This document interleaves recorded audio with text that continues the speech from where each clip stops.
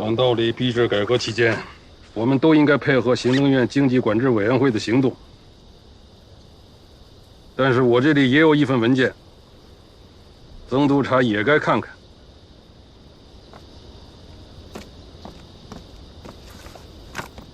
如果是和行政院的命令相抵触的文件，我就不看了。如果是总统亲自签署的文件，而且还有经国局长的签字，你也不看？王站长，借个地方，一起看吗？好，二位请。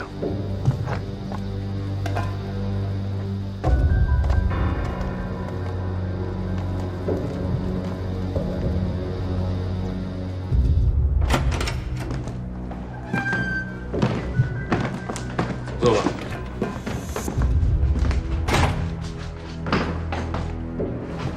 文件呢？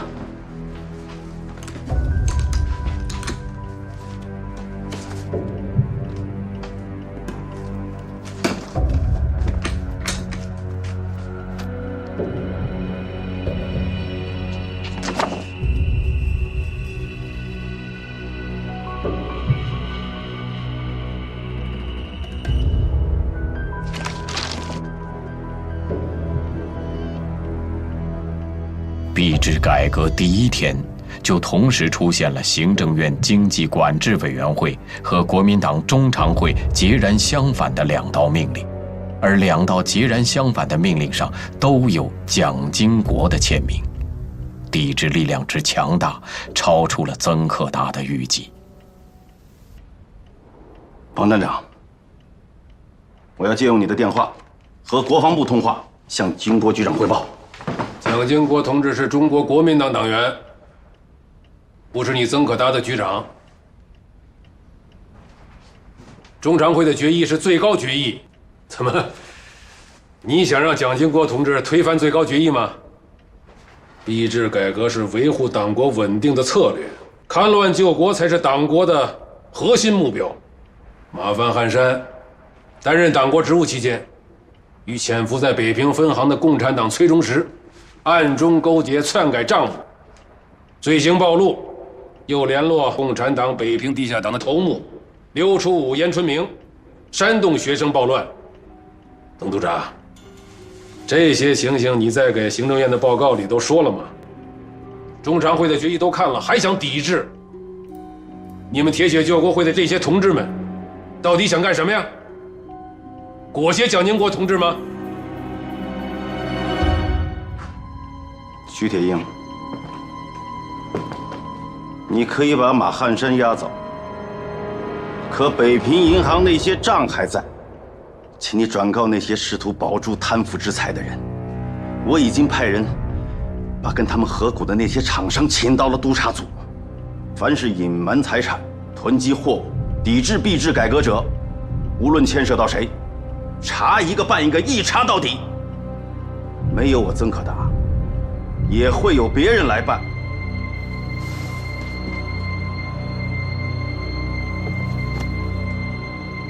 看完了。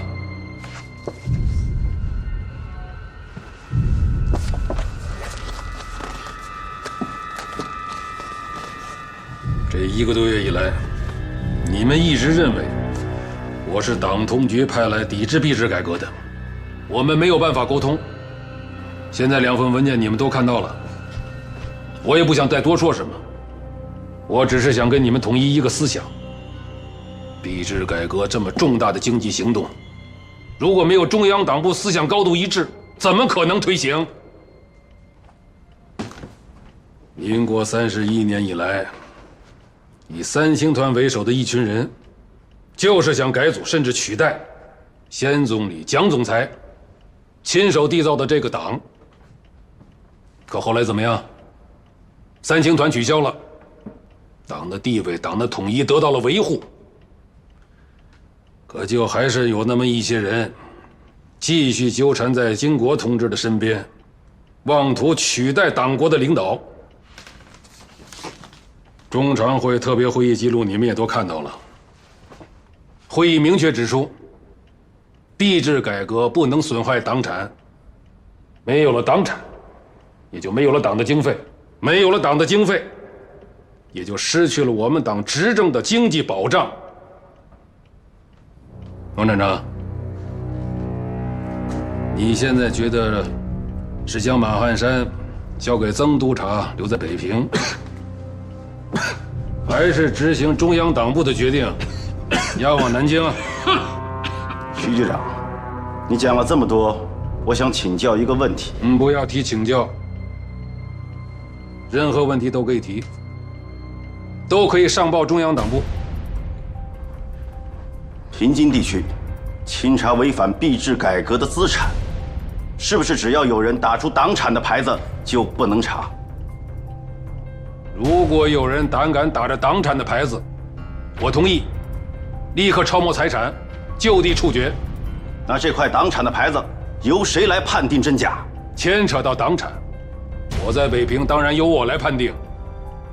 你们如果不服，可以上报中央党部核实。那天津经济管制区驻北平办公处查出的账，还有中央银行北平分行查出的账，都得交给徐局长你来判定喽。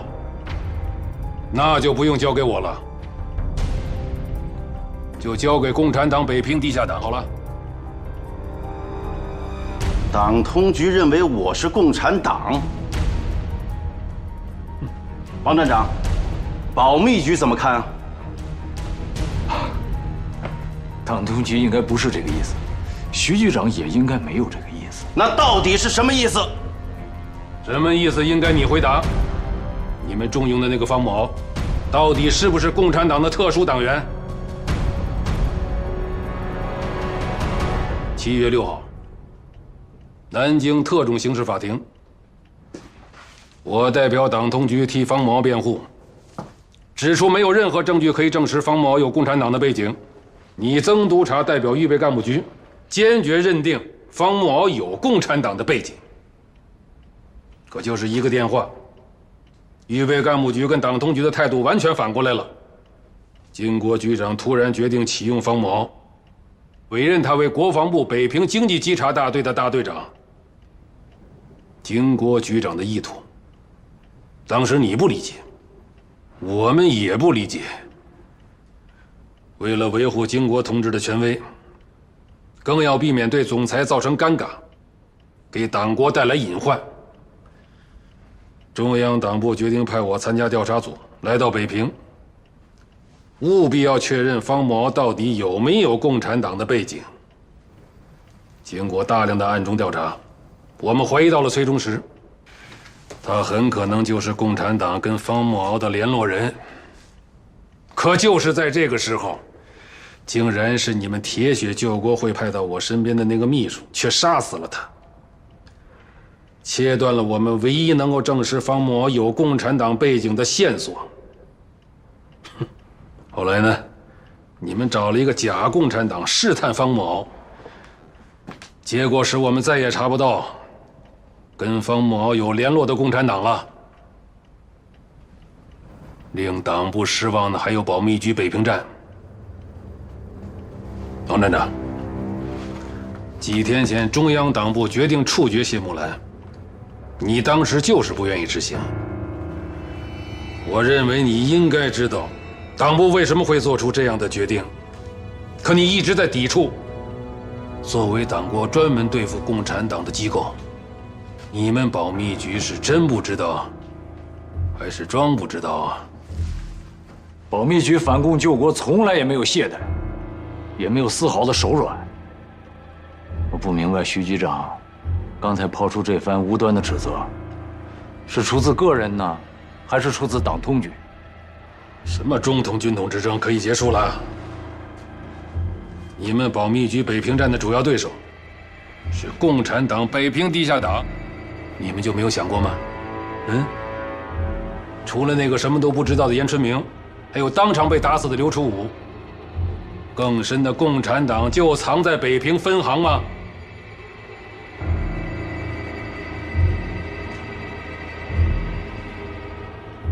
崔中实是共产党，可为什么会在北平分行待得这么久？我们盯上了他，方不停却愿意出那么大的代价就愿意把它保出来。嗯？你们是真没想到，还是从来就没想啊？公然让一个共产党坐在中央银行北平分行如此重要的位置上，做是对党国的金融经济，尤其是要马上推行的币制改革造成危害。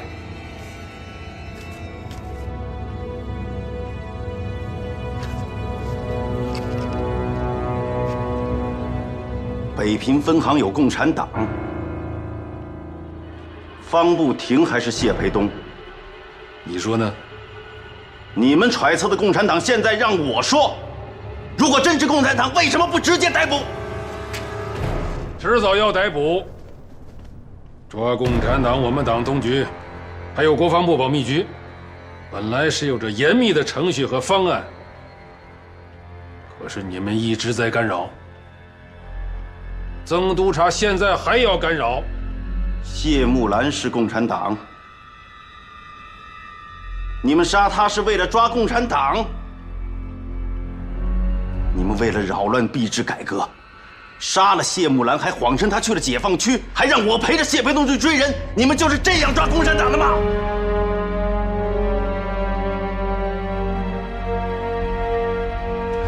你回答。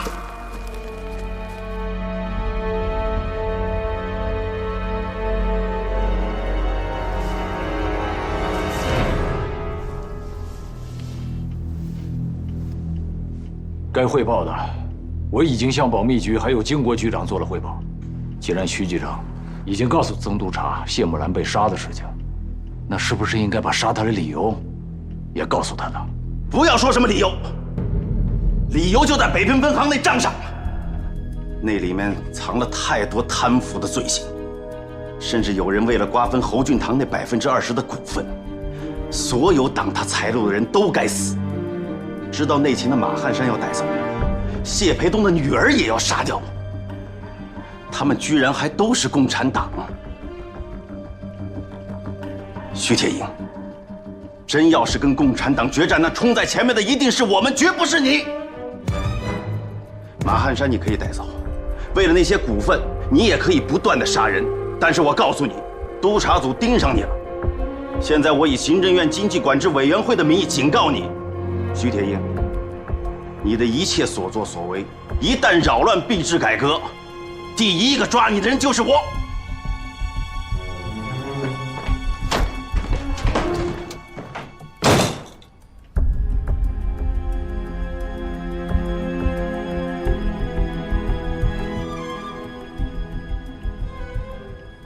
徐局长，现在是不是该执行中常委的决定，把马汉山押走？执行中常委的决定，还需要一再质疑才能执行吗？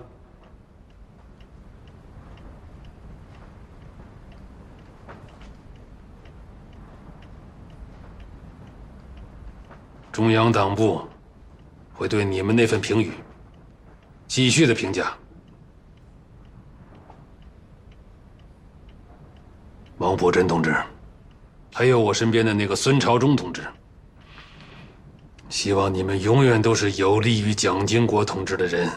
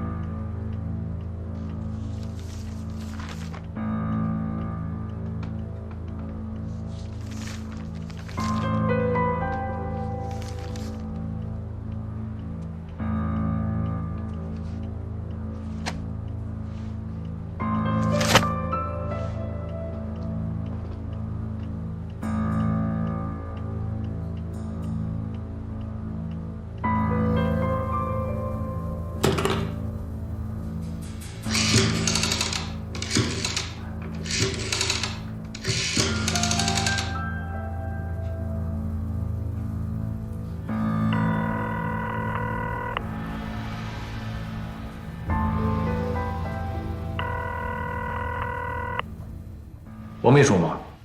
是，我们已经进驻中央银行，建峰同志正准备召集那些大亨开会，没有时间啊。王秘书，如有可能，请建峰同志无论如何给我5分钟时间。可能不大。这是第一次会议，杜月笙、刘洪生、荣尔仁这些人都到了。哦，建峰同志，是王普琛同志电话。福丹同志吗？是我，建峰同志，实在不应该在这个时候占用您的时间，耽误您的大事。那就简要报告。是。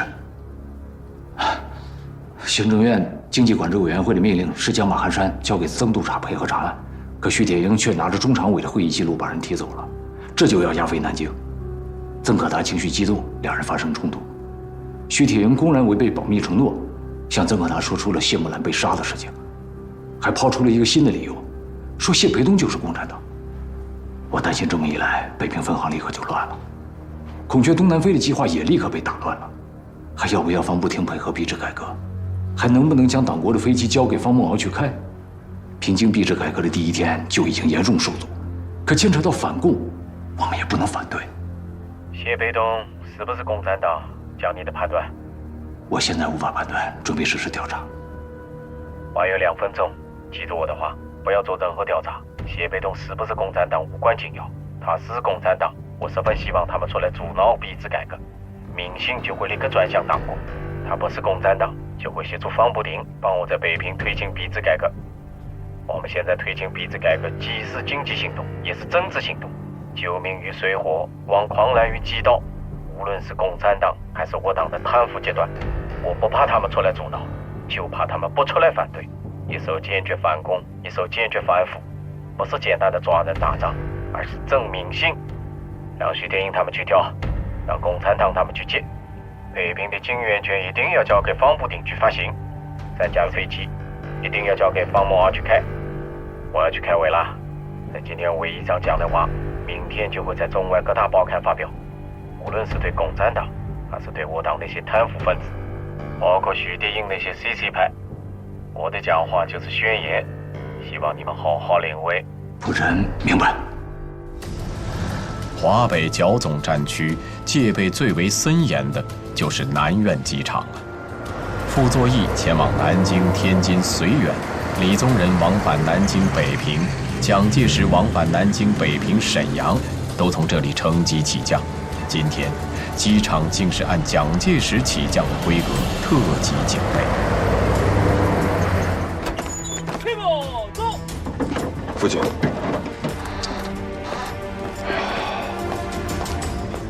飞天津要多长时间呢？从起飞到降落差不多半个小时吧。你赶快回去，送谢乡里去金库。好。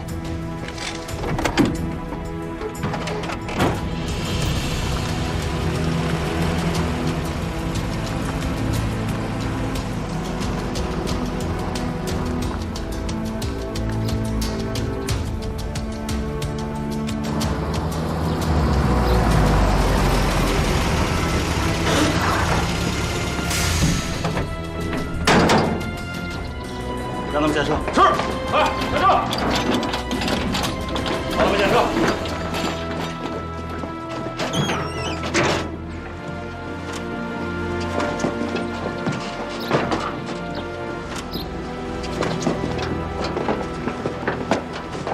这是哪儿啊？这是。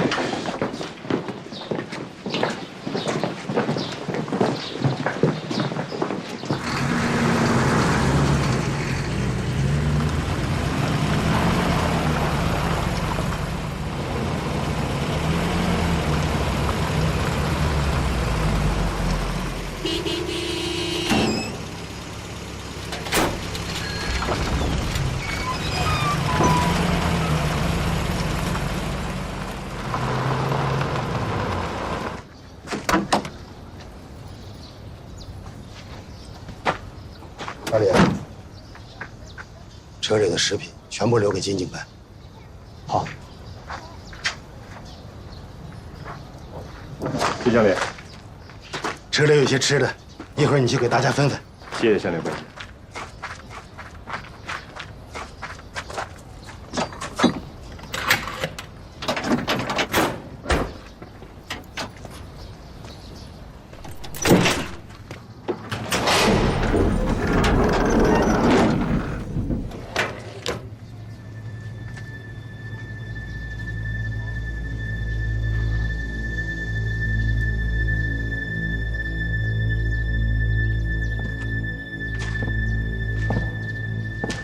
都过来一下。来来来，这箱里给我们带的吃的，每人2盒苏打饼干，1提牛肉罐头。来，拿吧，谢谢乡里们。拿着。哎。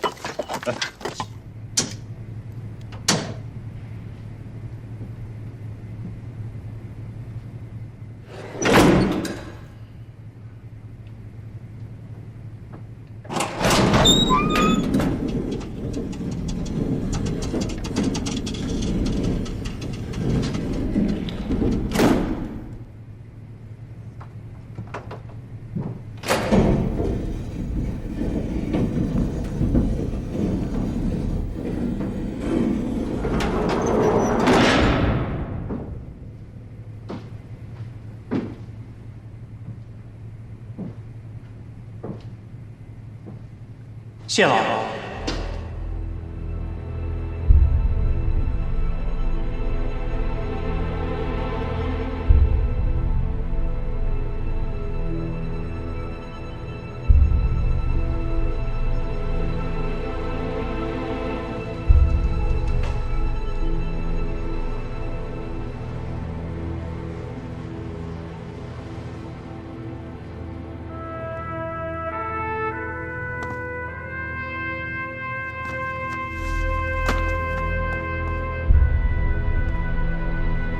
谢老，国民党从党部、政府到军队无一不谈。现在，北平参议会居然以财政紧张为由，要将1万多东北学生驱赶出北平。我建议，把他们贪腐的黑账上报上级组织，在报纸上公布出来。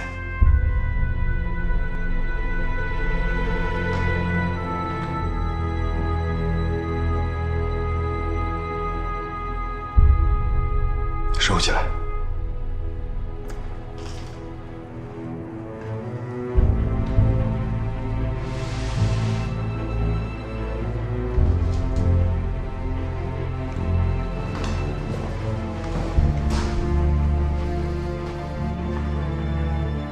开锁呀！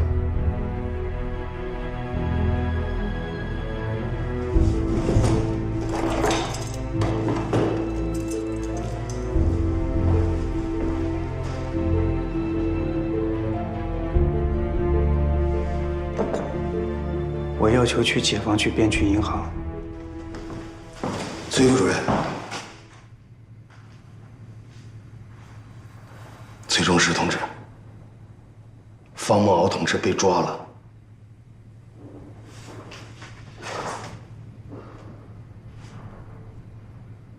什么时候？因为什么？把政策放进去。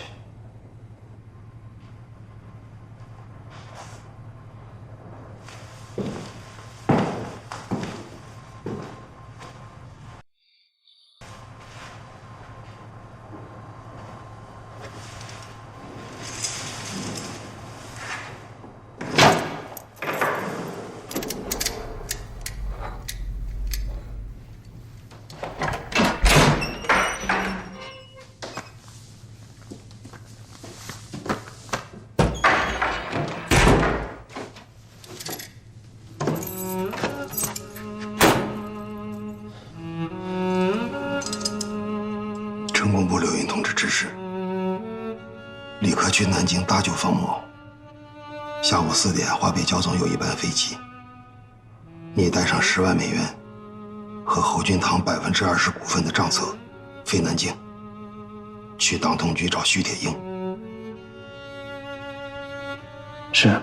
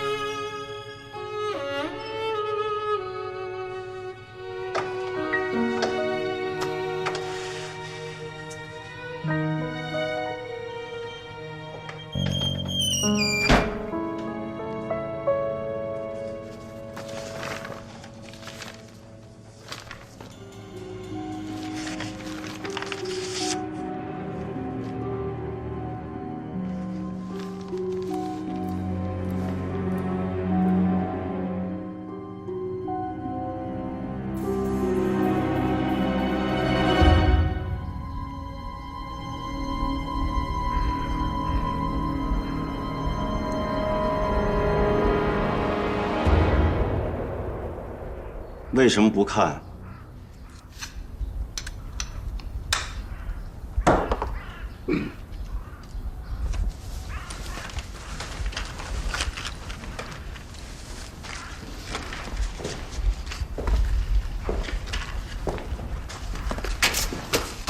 这里是国府纪念地。姓曾的，傅作义请过我们开过会，李宗仁也请我们吃过饭。你凭什么呀？把我们软禁在这里看什么法案？是这么回事？就是。啊，我现在没有必要让你们知道我是谁，我只想告诉你们，在上海，就是现在。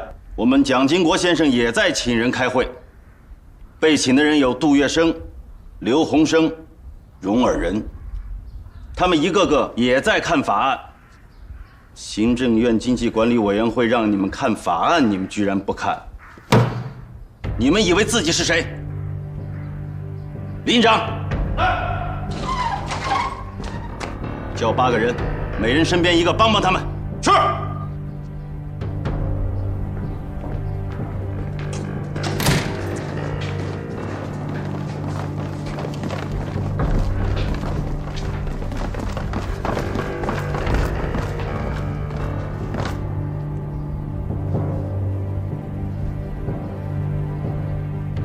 请坐吧。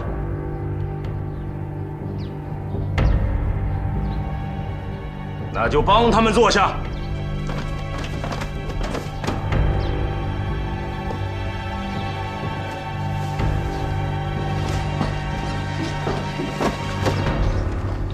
看法案。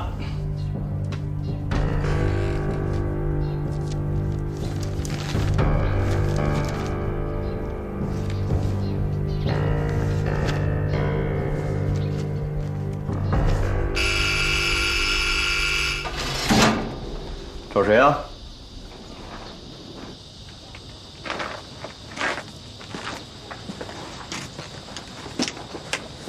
北平警察局长徐铁映。经理。喂。北平警察局局长姓徐吗？是。拿行长手令给我。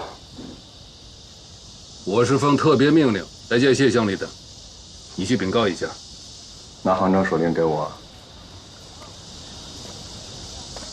谢乡里认识我，叫他过来。谢乡里在经过，让我们您等着吧。小李，徐局长，今天会有大量的金圆券押到这里存放，警备司令部跟警察局配合北平分行前来加强警备，请谢乡里过来一下。好吧，银行的规矩，还请徐局长在门外等一下，我这就去按电铃，看我们谢乡里能不能听见。有劳了。哎，徐局长，您的证件。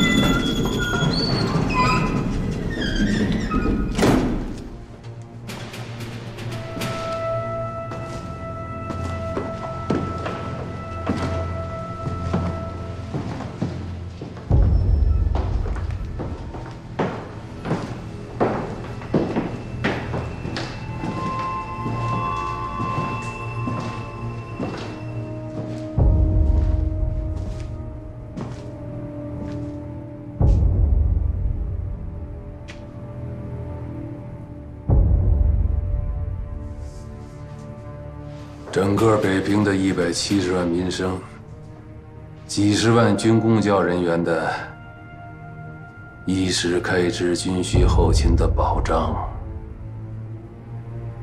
就都在这里边了。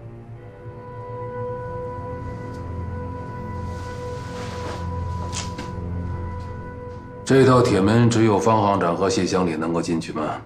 是。以前崔中实也能进去。是。搬运黄金呢？就是外边那个金井办。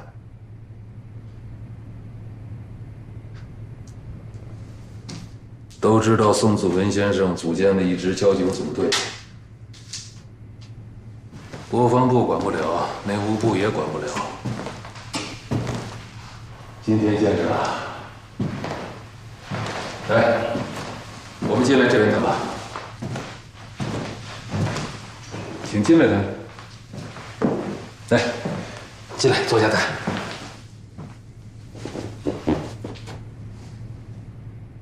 徐局长，请站起来。你说什么？这个座位只有我们行长能坐，其他人只能站着。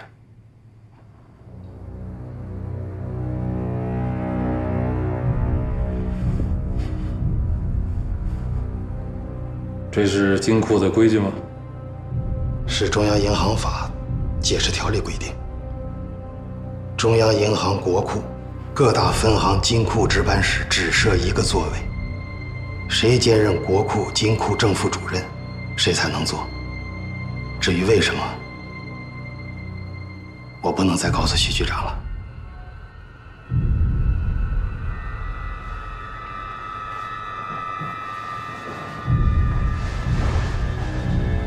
意思我明白，就是怕有人在这里久待。徐局长是明白人。我就长话短说，我只问你3个问题。第一个问题，崔中实到北平分行任金库副主任，是谁推荐的？是谁考察的？谁任命的？中央银行各大分行金库主任由中央银行总部决定。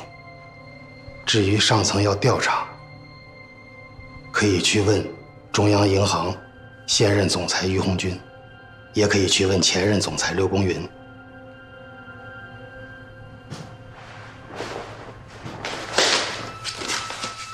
这上面有你们于鸿钧总裁的签字，刚才谢乡里已经看过了，啊，要不要再仔细的看看？好好看看，那是不是你们于鸿钧总裁的签字？刚才已经看过了。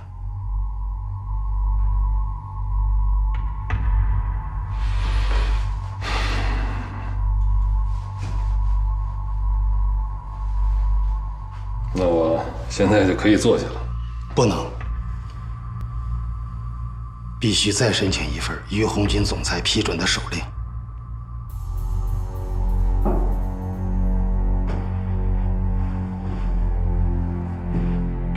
那我就不做。你现在回答我刚才提的问题。我知道的都告诉你。崔中实，男，今年41岁，民国26年，中央财政大学毕业，考入中央银行任职员，曾担任副科长、科长。民国35年，由北平分行行长方不停推荐，中央银行总裁刘公云任命，担任北平分行金库副主任。程序上没什么问题，我只想问一句：方行长为什么这么器重崔中实？这徐局长要去问方行长了。我会去问的。那我现在就问问谢乡里，你跟崔中实是什么时候认识的？徐局长问的认识是指工作关系还是别的关系？反问的真好。工作关系还有别的关系，我都感兴趣。谢经理，不妨都跟我说说。工作关系是抗战胜利以后，我和行长从重庆回到上海中央银行总部，我们同在一个部门。至于其他关系，那是在重庆，我们同在中央银行大楼办公，时常碰面。只是碰面吗？碰面，徐局长听不懂吗？有时候懂，有时候不懂。正常的碰面，中央党部称作是照面；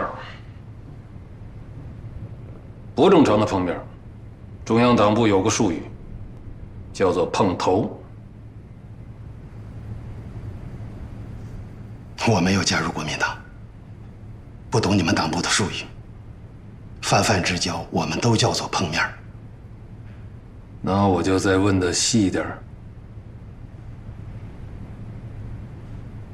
在重庆，你跟崔中实只是在中央银行的大楼里边碰过面吗？在别的地方就没碰过面？比方说茶馆、酒楼，再比方说红岩村13号、曾家岩50号、中山3路263号、民生路208号，在这些个地方你们就没有碰过面吗？徐主任问的是周公馆八路军办事处，还是共产党新华日报社？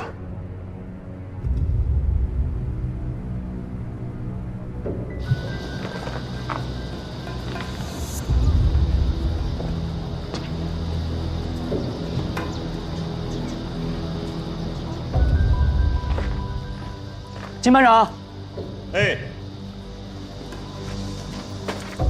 怎么了，小李兄弟？刚才进去的那个警察局长是来和我们协乡里过不去的，我得赶紧去机场见到行长，立刻汇报。这还了得？你说怎么办？门外守的都是他的人，我担心不让我走，你们只要让我把车开走就行。你走你的，剩下事交给我。啊，走了。兄弟们，来，过来，把枪带上。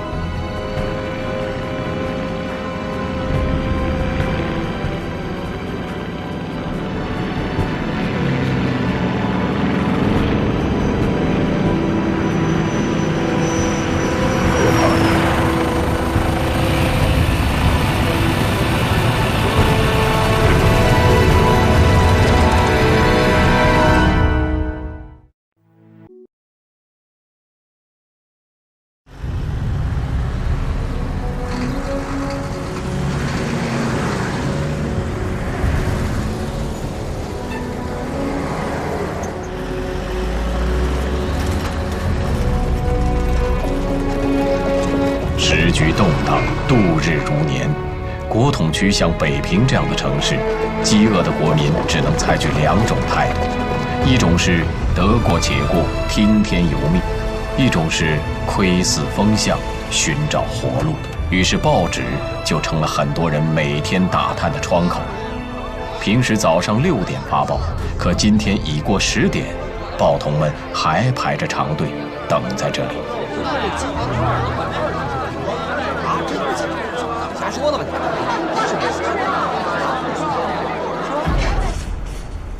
你！协乡里的回答跟我们的调查基本上一致。在重庆，你没有去过共产党的任何办事机构，崔中实也没有去过共产党的任何办事机构。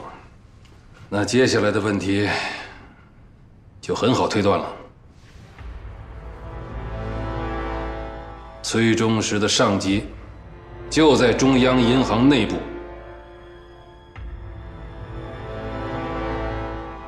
抗战胜利以后，这个人将崔中实从中央银行总部调到了北平分行，并给了他金库副主任以外的权利，掌管了北平分行全部的秘密账册。1个月前，崔中实将笔巨款打给了共产党在香港的长城公司。你谢乡里居然说服了方行长，从别的地方又调了一笔钱，弥补了我们的党产。你不觉得自己那个时候就暴露了吗？徐主任说了这么多，是不是想说我是崔中实在中央银行内部那个共产党上级？我希望你正面回答。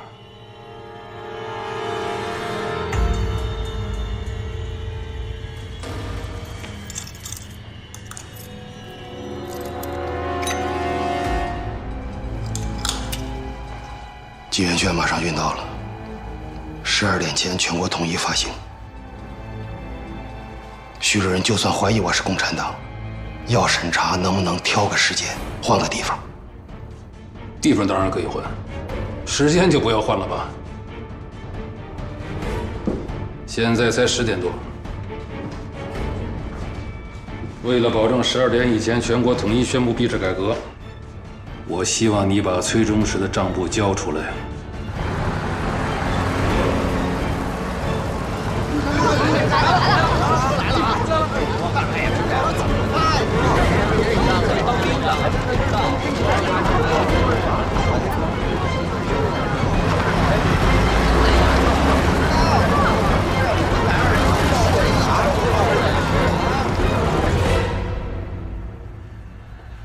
你什么意思呀？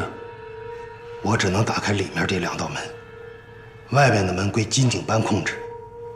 昨夜，中央银行有严令，金圆券运抵之前，任何人进了金库都不准出去。你是在等方不停？你以为还有人能救你吗？要等人救我，会让你进来吗？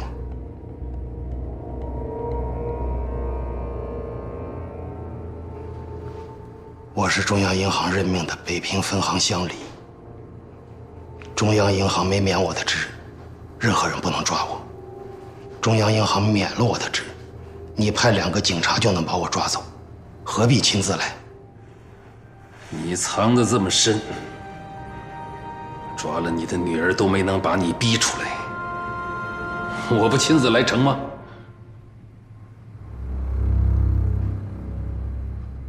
能不能再说一遍？我说的够清楚了，还要再说什么呀？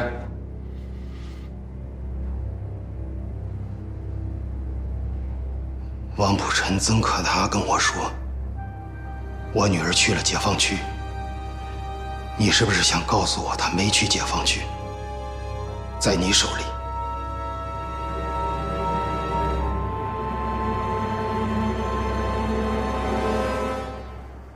你觉得呢？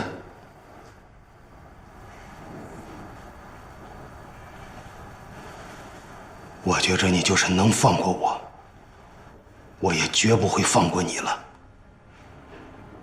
你有4个儿女都在台北，我只有1个女儿。就在今天早上，为了配合币制改革的法令，我将唯一留给女儿的金镯子都捐了出去。你却疯狂为自己的儿女敛财。有什么话咱们去南京特种刑事法庭去说吧。这里是北平分行金库值班室，请你出去。外面通道很长，你可以先散散步。撇培东，我告诉你，我要抓的共产党还没有1个能侥幸逃脱的。你以为啊，你自己还能跟我一起上南京特种刑事法庭吗？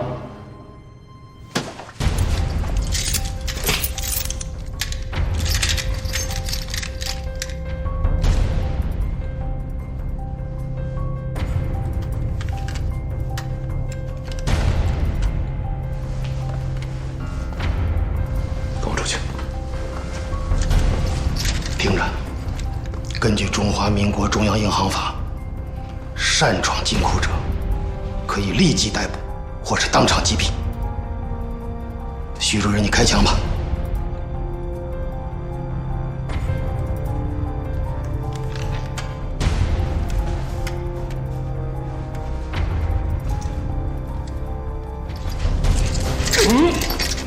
你完了。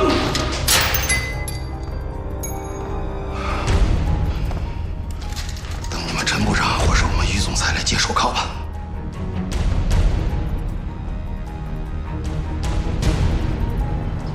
知道了，你在车外面等我吧。我本将心向明月，奈何明月照沟渠。儿子，今天我想最后做一次主，你愿不愿意听我的？爸，您说。把这一车金圆券搁在街上，我去西山监狱去陪你姑爹。如果有可能，你就带上孟伟和你小妈，开着你刚才那架飞机，该去哪儿就去哪儿。爸，您在我们小的时候教给我们很多古诗。我现在把您教过我的2句诗送还给您：老软不狂，谁会得？出门一笑大江横。老软不狂，谁会得？出门一笑大江横。这2句诗好，爹受了。孟伟，怎么了？不要带兵，送爸去西山监狱，爸会告诉原因的。他们又干什么了？孟伟，我上车会跟你说。好，小李，飞行大队，跟我走，去顾维军府。是，团长。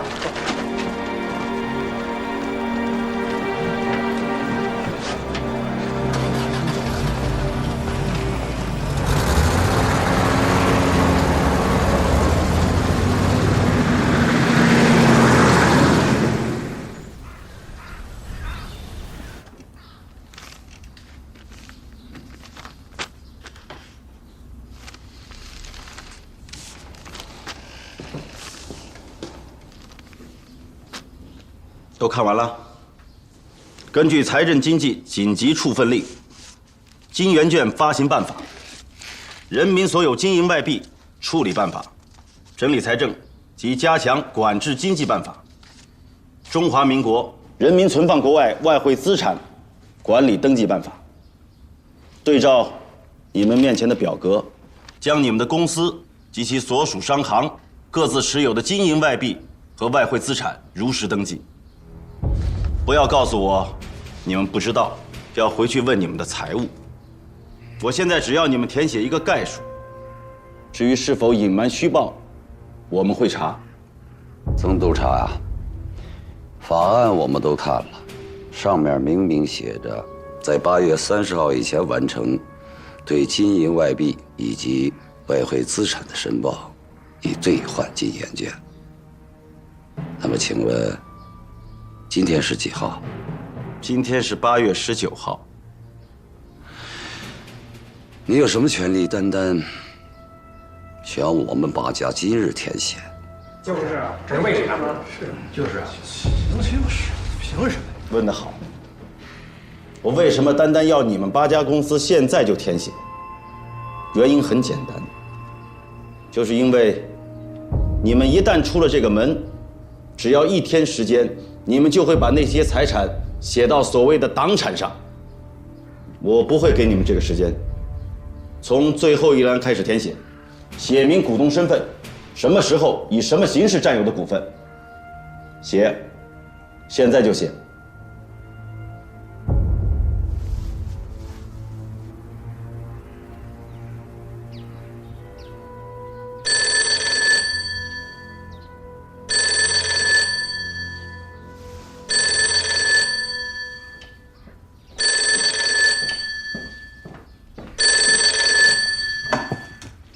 这里是国防部稽查组，我是曾可达。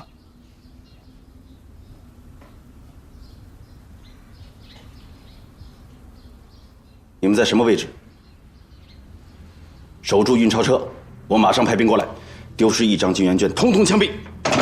连长，好，集合全员军营，立刻到北平日报社大见。是。守住他们，每个人必须填写，一个都不得放走。是。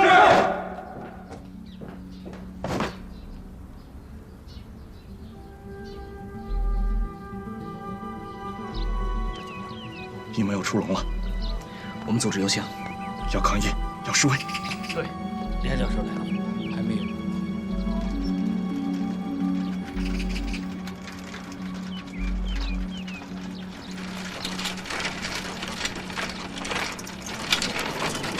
来了，哎，梁先生。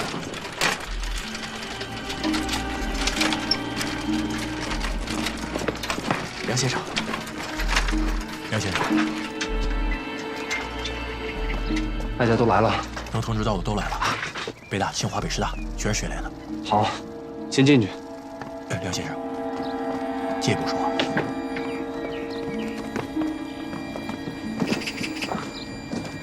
刚才有人给您送了封信，在我这儿呢。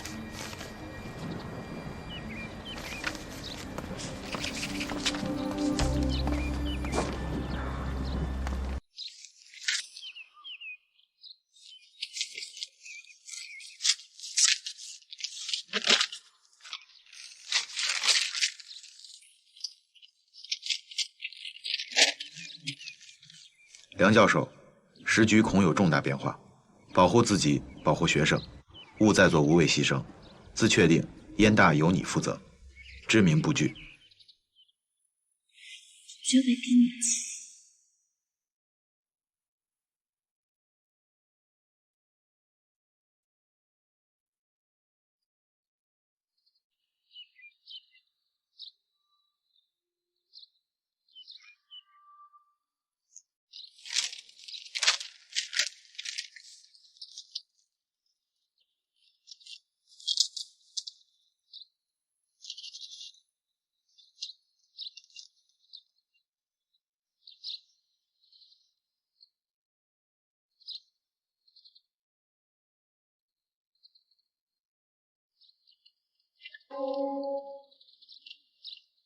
据中央通讯社消息，中华民国总统蒋介石先生和美利坚合众国驻中华民国大使司徒雷登先生结束了庐山会晤。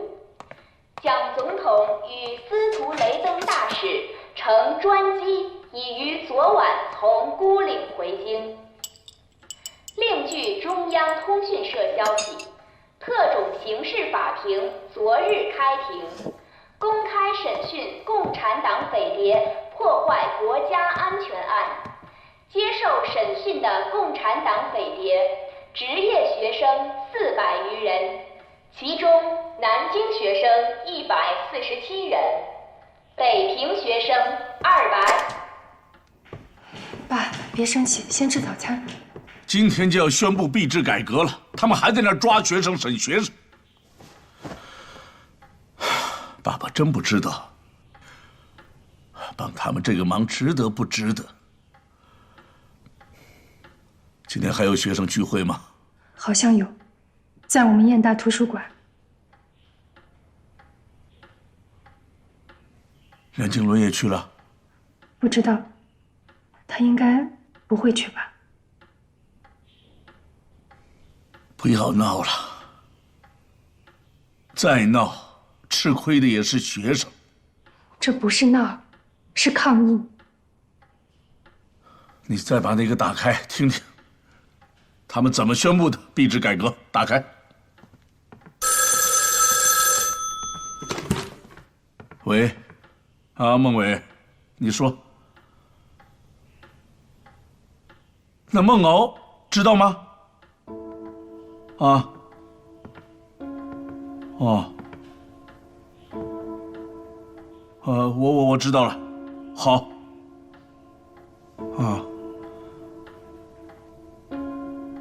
啊，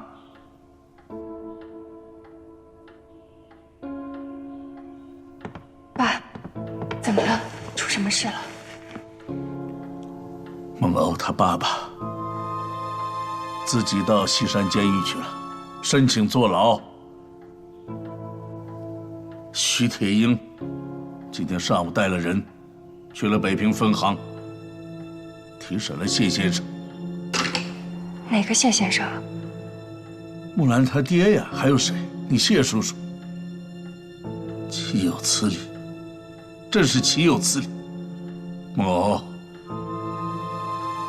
现在带着他的飞行大队赶去了飞机场。他们要飞去哪儿？方大队，方大队，你们没有飞行任务，飞机立刻停止滑行，立刻停止滑行，不能进入跑道，不能进入跑道。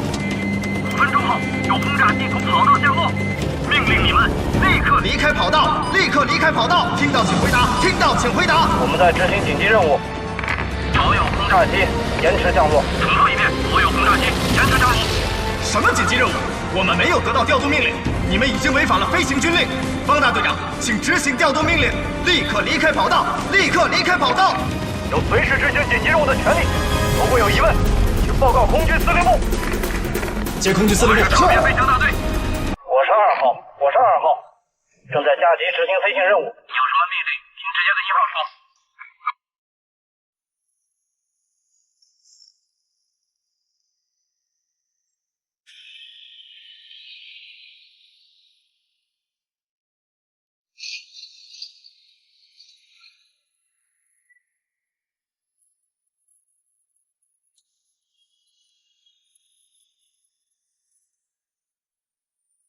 方大队长，方大队长，你们已经严重违反了空军航空条例，你们已经严重违反了空军航空条例。所有人下去，立刻离开跑道，立刻离开跑道。我们将封闭跑道，执行紧急军令，执行紧急军令。快点，快点，所有人下去，飞机，快走，快走，走，准备起飞，准备起飞。警员状况，请立即由我接。报告长官。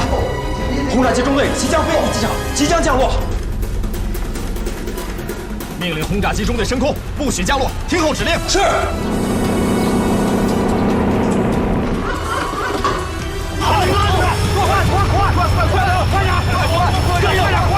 明白。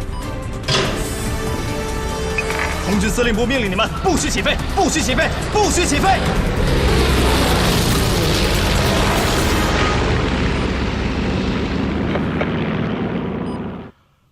我没有可能再跟司徒雷登说什么了，再不制止，我也只能去西山监狱了。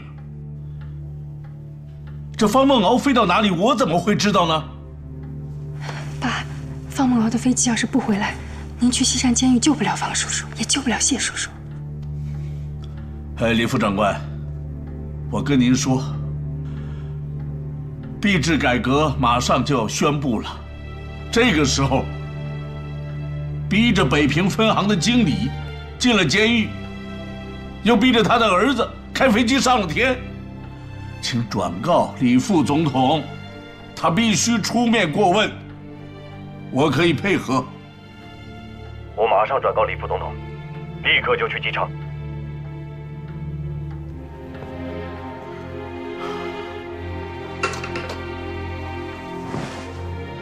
李玉清抓瞎了，他会赶到飞机场去的。打个电话，问问西山监狱。不打了。他们父子都不要命了，我死了，你还得为他们操心呢。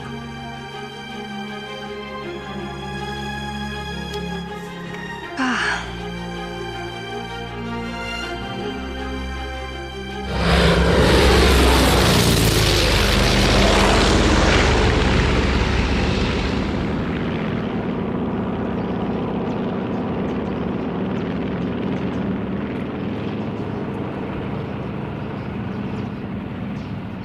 爸，飞走了。叫你程毅给我拿几件换洗的衣服，叫小李给我送过来。爸，我在这陪你们。你又不是共产党，来在这干嘛？上车，小李，开车走人。哎，方行长，请留步，请留步。方副局长，方副局长，什么共产党？老人家到这里来是干什么呢？人都已经在这儿了，你们审问不就全清楚了？审问？审问谁呀？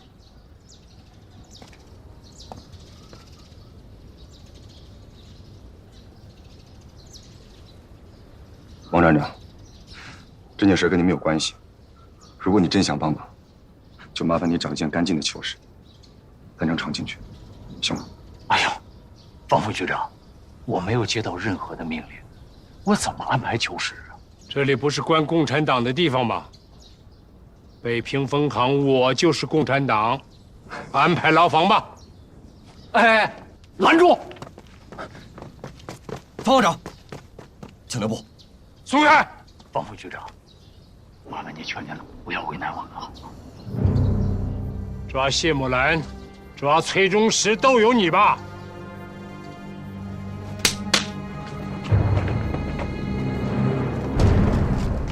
什么东西？抓我还轮不上你。方行长，这里是我负责，有什么责任的话，您可以直接报保密局或者国防部处分我。4月不是搞过大选吗？不是实行民主宪政了吗？还在这里设秘密监狱，搞特务政治，还什么党通局、保密局？告诉你，我就是共产党，是来这里坐牢的。你不敢审我，就叫党通局的徐铁英来，我在这儿等他。董维，叫他们闪开！王站长，真的跟你没关系，你去安排就行了。就算是有什么人惹老人家生气了，可是今天是币制改革，北平分行的行长到这里来坐牢了，那无论如何也得让我向南京汇报一下吧。职责所在，你就能打个电话吧。是。请方行长先到屋里休息。来啊，给方行长搬把椅子来。是，请上火。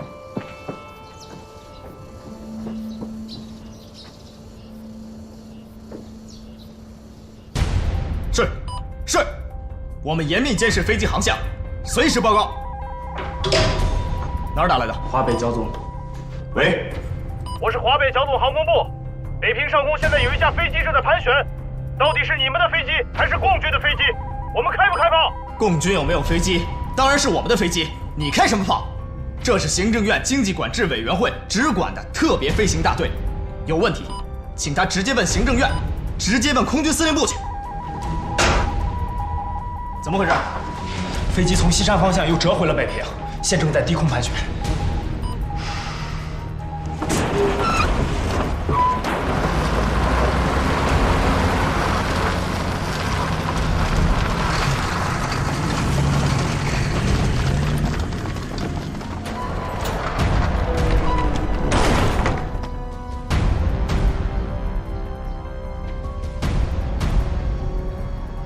党部许了你个什么官儿？我的档案永远都会在预备干部局。预备干部局的内监。如果有必要，我愿意接受组织对我的一切审查。第一天你就配合徐铁英破坏币制改革，你以为你还有机会接受审查吗？如果剑锋同志有指示，你现在就可以枪毙我。会有指示的。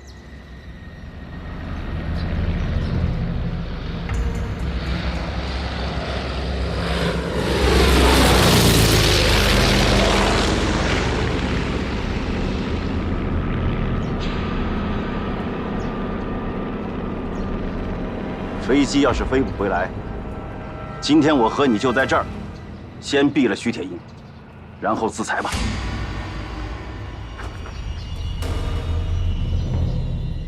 一切听剑锋同志的安排。不要再提剑锋同志，你还想把建峰同志也陷进来吗？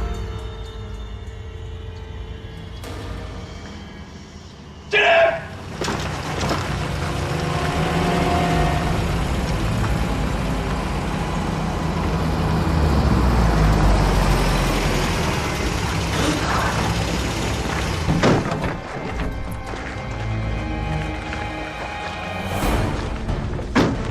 王秘书长，10点，南京要和李梅通话。是。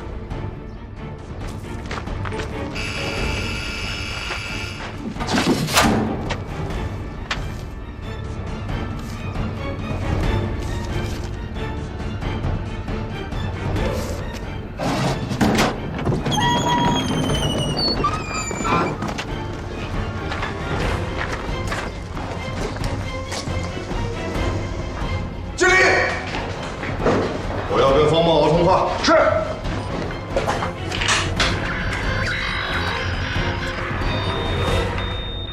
南苑机场呼叫方大队长，南苑机场呼叫方大队长，听到请回答，听到请回答。继续呼叫。是。南苑机场呼叫方大队长，南苑机场呼叫方大队长，听到请回答，听到请回答。飞机现在什么位置？飞机飞向西南方向，航线标识抚平上空。共军的防区，抚平有机场吗？报告长官，抚平现在没有机场，再过去石家庄有简易机场。给我严密关注，看看飞机是不是要飞往石家庄。是。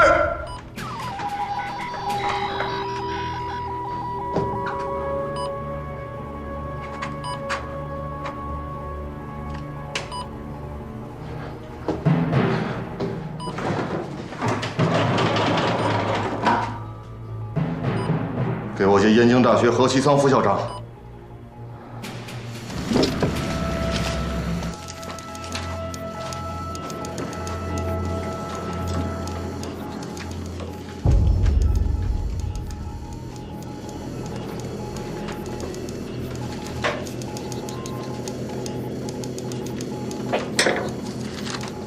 完了，来，马上翻译。是。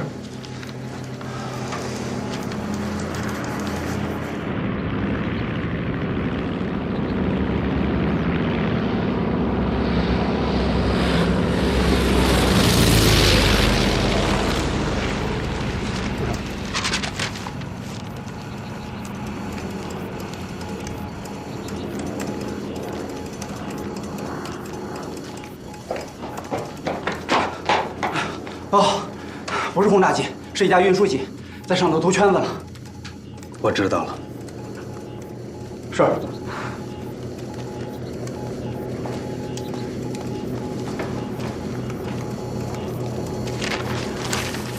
马上给上级领导发电。华北成功部电：徐铁英闯进金库审讯谢培栋。方梦敖驾驶 C47运输机突然起飞。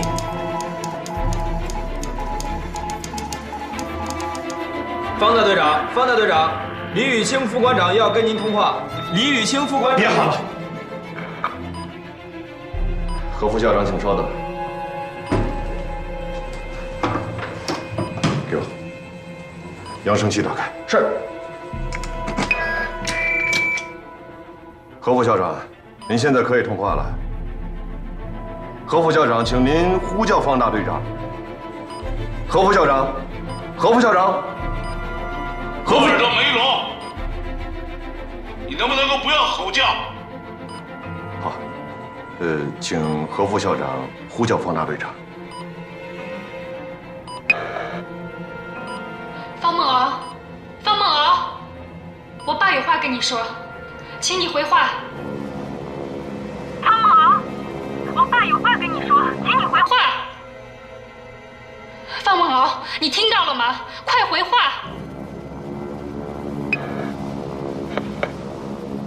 何伯伯好，我是冯蒙。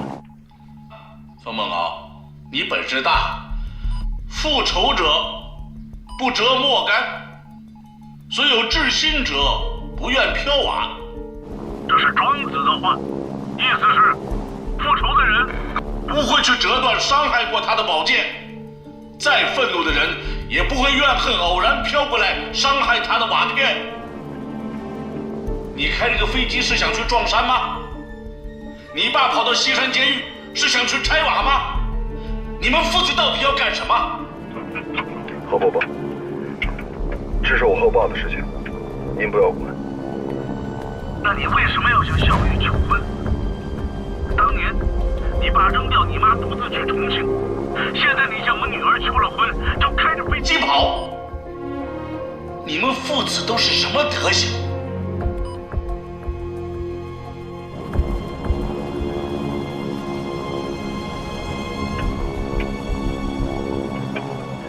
李副长官在吗？我在，我是李玉清，方大队长请讲。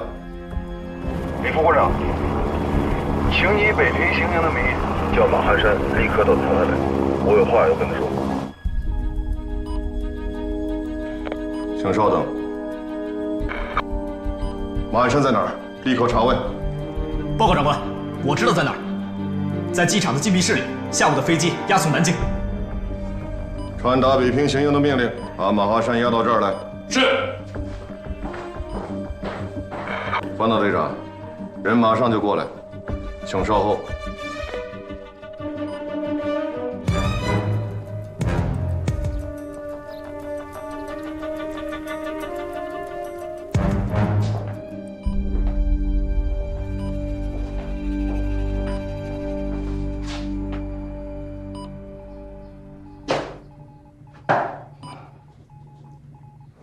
给他打开。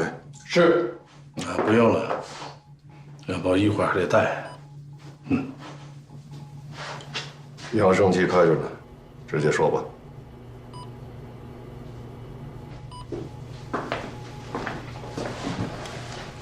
哎，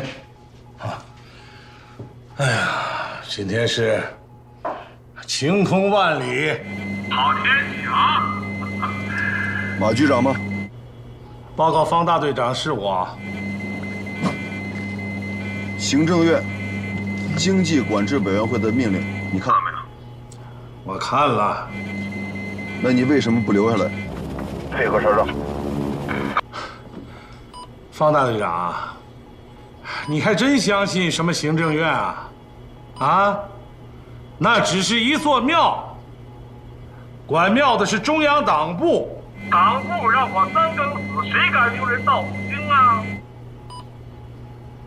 方大队长，你义薄云天我懂，可你为了我这条贱命这么做实在是不值啊！赶快背回去吧！啊！马局长，你给我听着啊！现在咱们俩说的每一句话，北平能够听懂，南京也可以听懂。你把你知道那些贪腐的事儿全讲出来，就没人敢杀你。到时候去南京，我来看你。红酒兑可乐，我死不死无所谓，方大队长。党国这本烂账啊，谁也管不了。你说你这么一个英俊潇洒的好人，开开飞机喝点红酒多好。别管了，啊，你赶快回来，兴许还能最后看我一眼。你给我听着，现在不是救你。是救我们。徐铁英为了那笔黑账，先把你抓了，又跑到北平分行把我姑父抓了，说你和他都是共产党。放他娘的狗臭屁！徐铁英为了20%的股份，先杀了一个崔中实，说他是共产党，后来说的不是，他怎么说宋子文和古强也是共产党呢？明白了。方大队长，你有什么话尽管问啊！他们哥俩就借着美国这套先进的通讯设备啊，向全世界发布消息。明天，老马，注意大伙消息。你怕我说啊？那我就走。马局长，现在不是我来问你，我想请你帮我问问别人，这几个人都在我飞机上。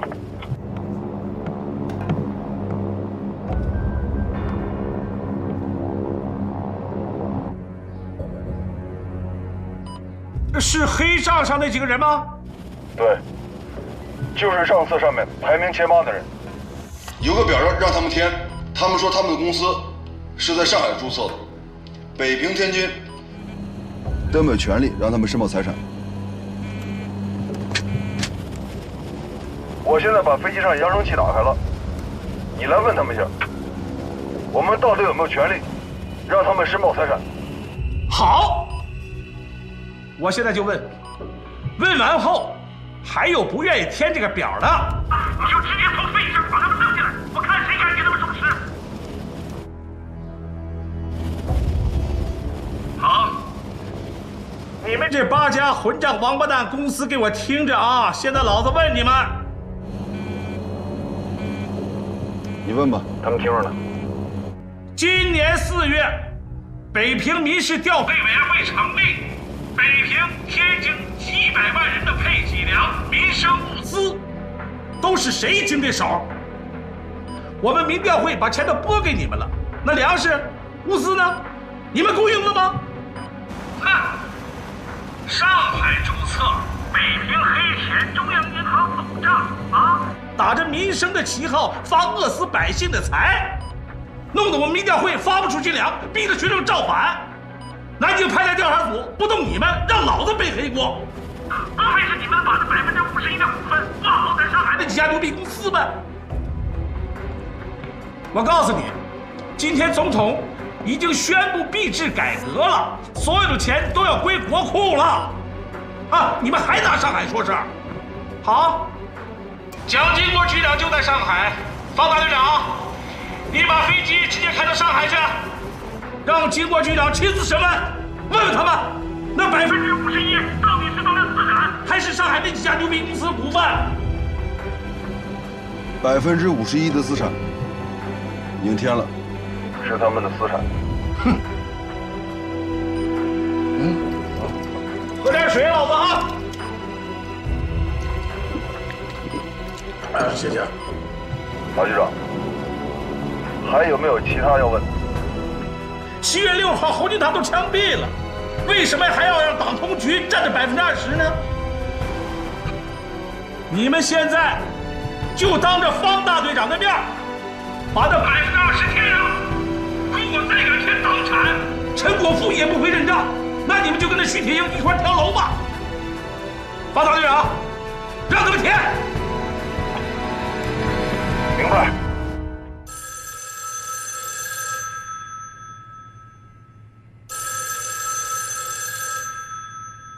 电话也不敢接了。电话在你手边。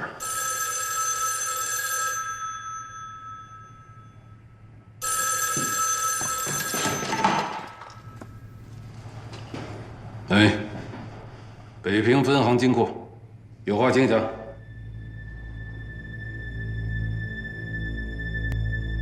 是，局长。 审问谢培东是陈部长的手谕，还有央行于总裁的批文。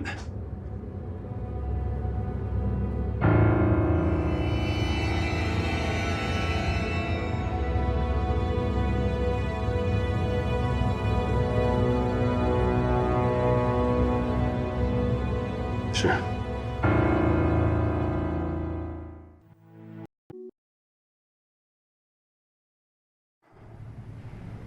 是，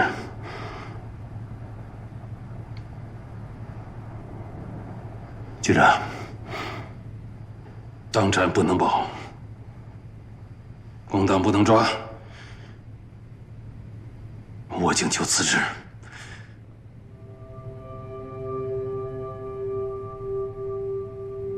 是。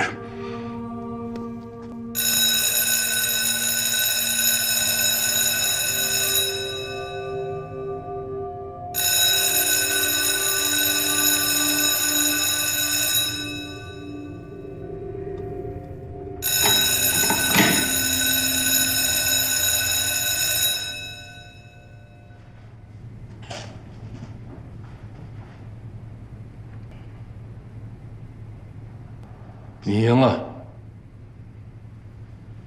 调查停止。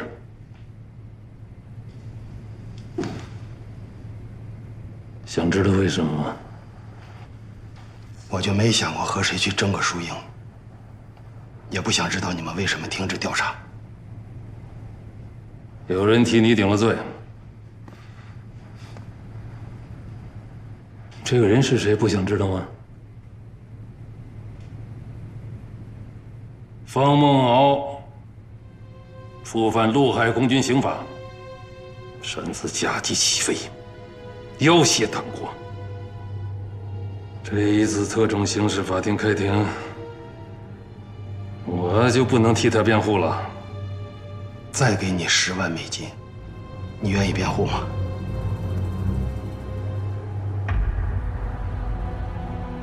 共产党真有钱啊！毛泽东、周恩来、朱尧栋、川布衣，手那么一挥，就能够将我们中央银行钱汇到香港，送给那些个民主人士，还能够拿我们中央银行的钱送给党国的各个部门，我还能说什么呀？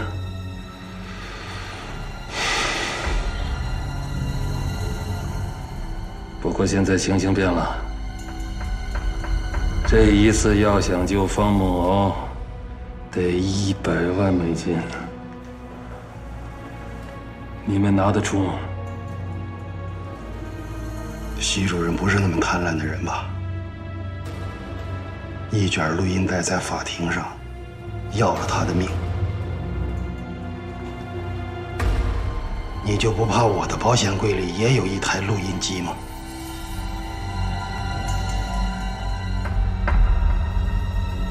谢培东，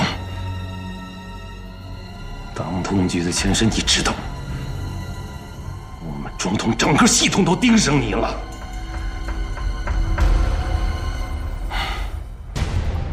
下半辈子我也不想干别的了，我就想当2次公诉人。这一次在特种刑事法庭上审方梦敖，下一次在特种刑事法庭上审你。周恩来就是搬了一座金山，也救不了你们。周恩来有没有金山我不知道，我只知道我谢培东的命没那么值钱。我早年丧妻，只有一个女儿，她是我的一切。几天前被你们抓去了，说是去了解放区。刚才你跟我说，我女儿的生死掌握在你的手里。中华民国如果还真有法庭，真有法律，我会请最好的律师找你讨还女儿。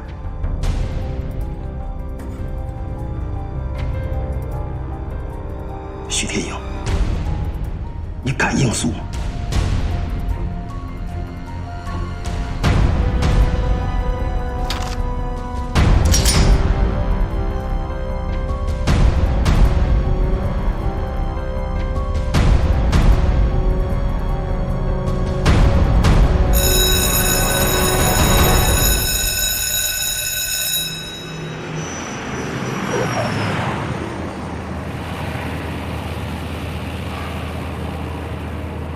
给我接空军司令部。是。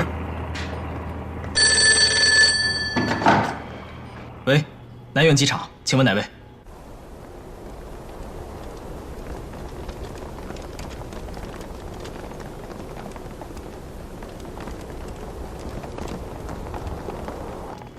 长官。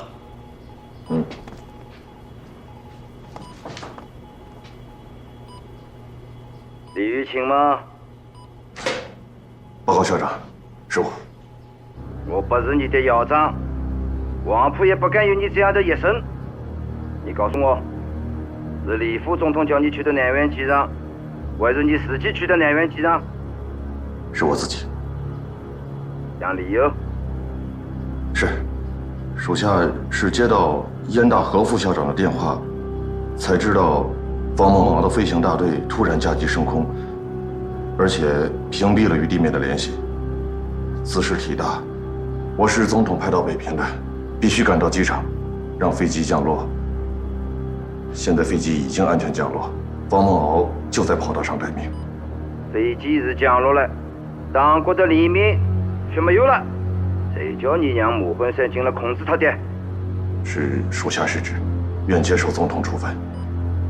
你的此文以后再说。方莽敖违反陆海空军刑法，国民行营怎么处置啊？报告总统，方莽敖的飞行大队是国防部预备干部局编制，而他本人是经国局长委任的。不要拿蒋经国说事。我现在问的是你们国民行营怎么处置啊？北平行营服从总统的命令。立刻逮捕，移交国民警备司令部。是。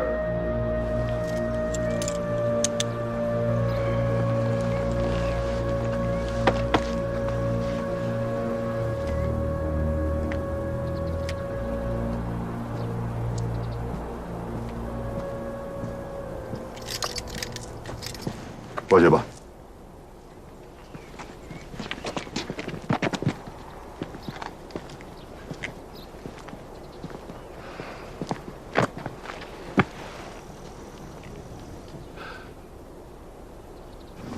方大队长，你是个干净人，手就不要握了。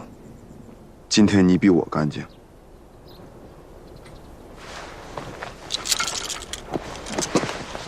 你儿子的事已经安排好了，他现在在南京接通，到时候安排人带他去看你。谢字我就不说了，我生这个儿子就是来讨债的，见面的事儿就不要安排了。我这辈子坏事干不好，好事干不来，到了南京枪一响，一切都过去了。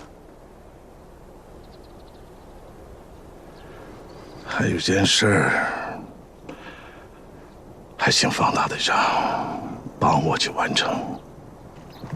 你说，崔中石西山那个墓你去过吧？去过。去过就好。他那个墓向上走50步，有一个无主的老坟，半截碑上面刻着“康熙37年立”，下边埋了有10几根金条，那可是我全部的家底儿了。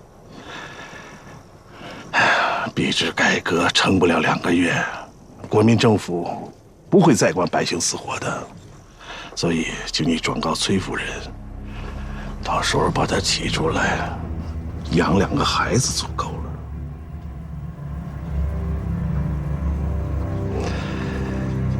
还有兄弟，我们俩联手摆了徐廷一道，他不会放过你。中央党部那些人也不会放过你，所以到了军事法庭什么也不要说，让老爷子和何副校长出面。蒋经国不好惹，当然，共产党最好也别去惹。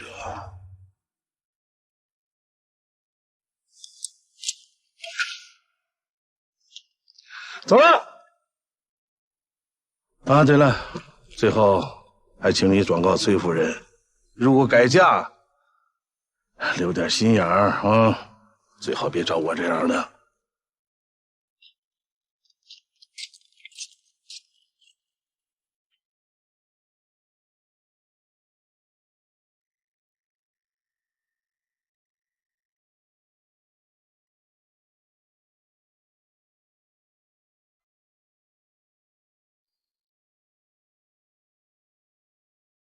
去哪儿？违反军令，只能押送到警备司令部，请你理解。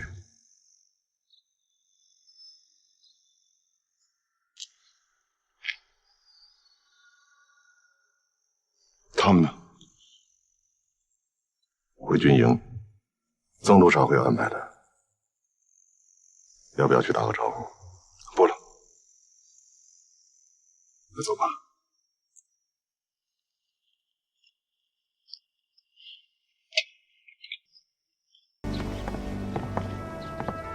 经理，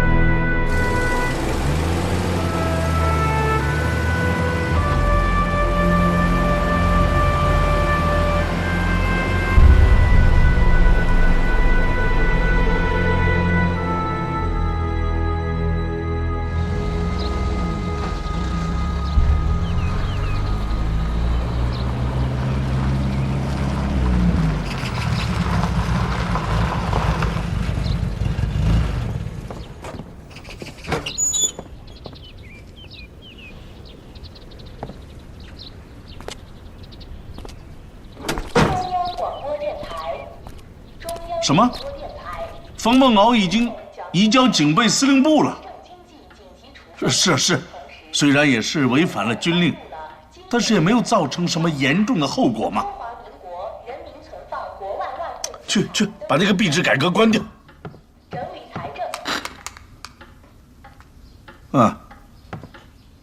是，不是我费了半天的劲，他飞机降落了，那么非把这个事情搞得难以收拾吗？好，现在李副长官也不敢接我的电话了，我现在就直接向李副总统报告。喂，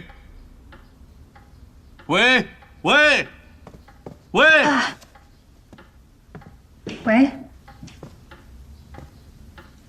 我们的电话线被切断了。切断了？这是燕大的电话。喝口水。齐藏兄，别生气。我生什么气？都是你的事儿啊！生气啊，是用别人的错误惩罚自己。你跟你的儿子一样胡闹。现在孟敖已经被他们抓起来了，我的电话也被切断了。想想办法，怎么能把他救出来？我去。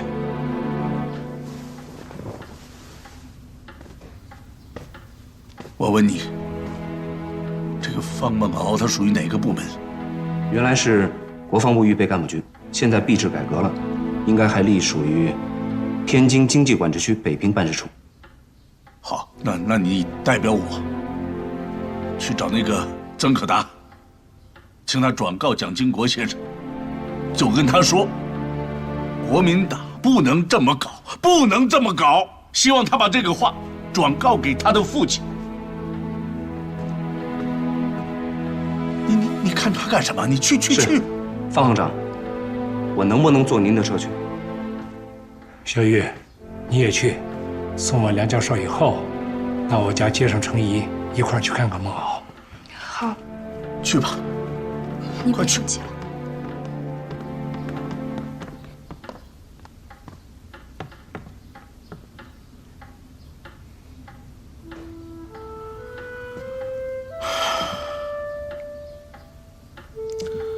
老哥哥，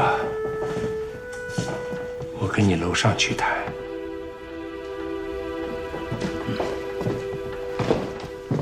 这把壶是范大生民国20年给你做的吧？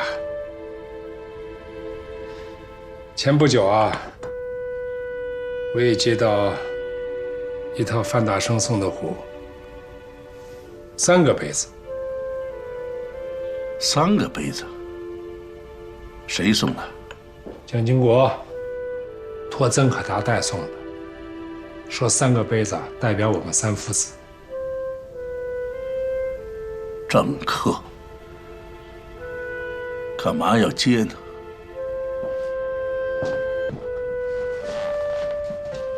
我也不想接啊，可我的孩子在他们手上啊。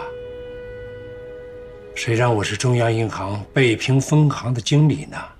谁让我有你这么个能争取美国人援助的兄长呢？他们缺钱。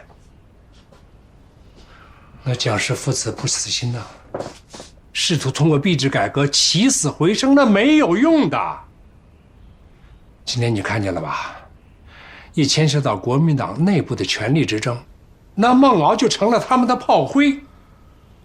让孟敖别干了，出国去。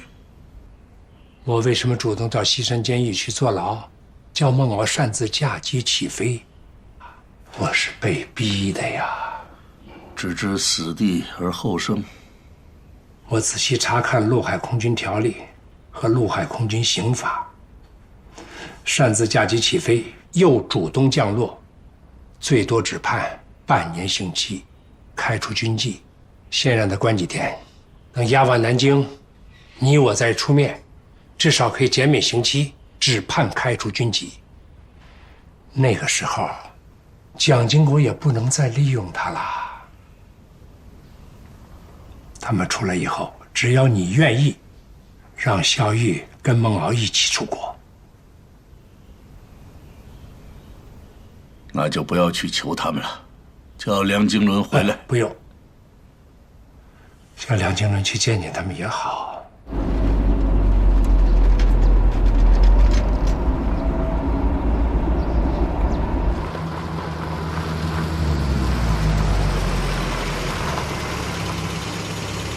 你能进去吗？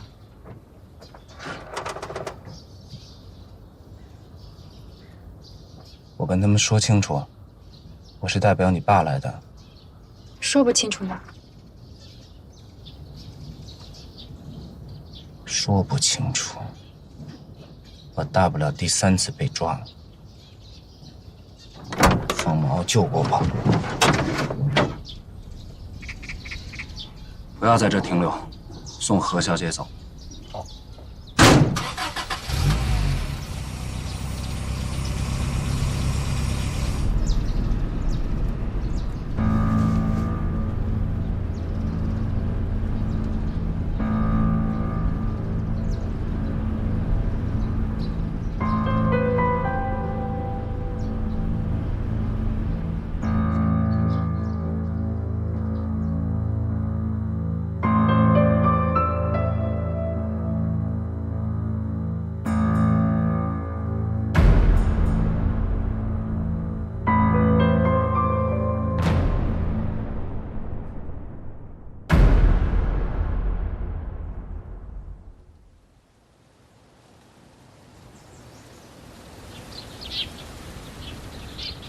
里面吵得很厉害，梁经纶同志，你不能进去。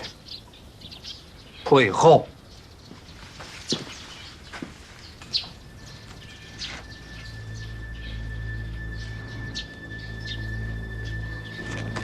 把你的枪给我。梁先生，穿上军装，我是上校。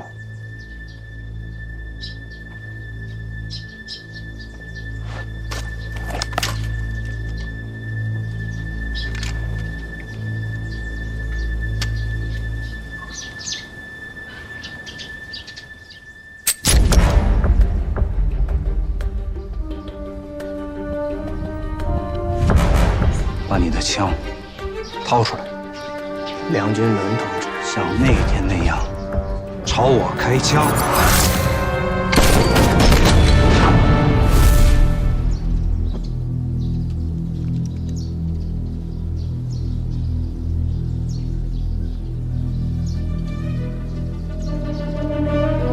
那就让开。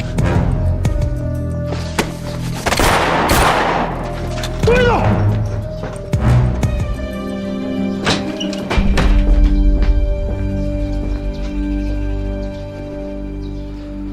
营长，收好你的手枪。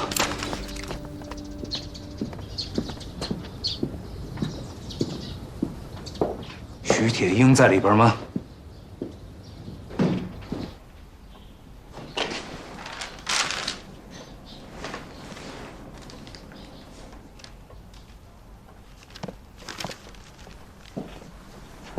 我想问党通局几个问题。党通局拒绝回答，请预备干部局给我一个答复。以什么身份呢？国民党党员梁福生，还是共产党党员梁经纶？什么身份都行。林营长，所有人撤到门外警戒。是。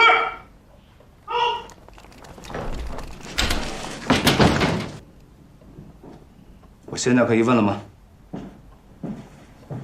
你还没有回答刚才我提的问题。我已经回答了。国民党党员梁福生被你们抓过，共产党党员梁经纶也被你们抓过。你希望我用哪个身份？共产党。那就共产党。曾督察，请你笔录。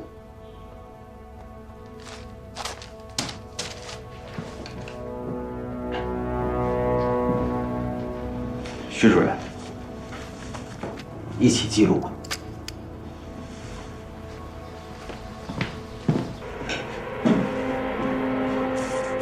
币制改革第1天，党统局全国党员联络处主任徐铁英公然闯入中央银行北平分行金库，请问，到底是为了抓共产党，还是为了党统局在平津地区20%的股份？党统局如果在平津地区确有党产股份，我要求曾督察在调查表格上注上党产，并写明合法来源。如果党统局否认在平津地区有20%的党产股份，请徐主任明确回答擅闯金库的合理原因。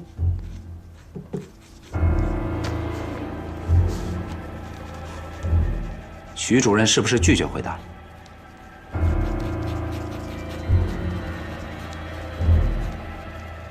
那就请回答我以下问题：北平分行金库副主任崔忠实，党统局为什么不拿出证据交特种刑事法庭审判？为什么要突然的将他秘密处决？交给南京特种刑事法庭。你以为时间允许吗？秘密处决是哪个部门执行的？你可以问铁血救国会的曾可达同志。那我再问，谢培东到底是不是共产党？党统局为什么要在西山监狱故意暴露我预备干部局的身份，枪杀了他的女儿？答案只有一个：北平分行握有证据，党统局在平津地区确有非法的20%的股份党产。曾督察，你刚才明确表示过，国防部预备干部局从来就没有调查过党统局。这个站在这儿的铁血救国会的人，他所说的一切，是不是代表预备干部局？还是代表共产党北平地下党？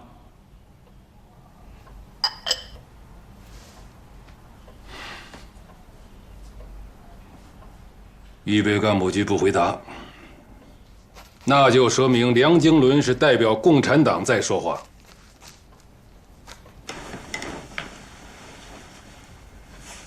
你刚才问了我很多，我可不可以问你一个问题？曾督察，也请您记录。中华民国政府颁布币制改革法案，共产党在干什么？身为北平地下党的党员，梁经纶不可能不知道共产党的指示。那么，共产党给你的指示，你是否向国防部预备干部局报告过？如果没有，那就请你现在报告。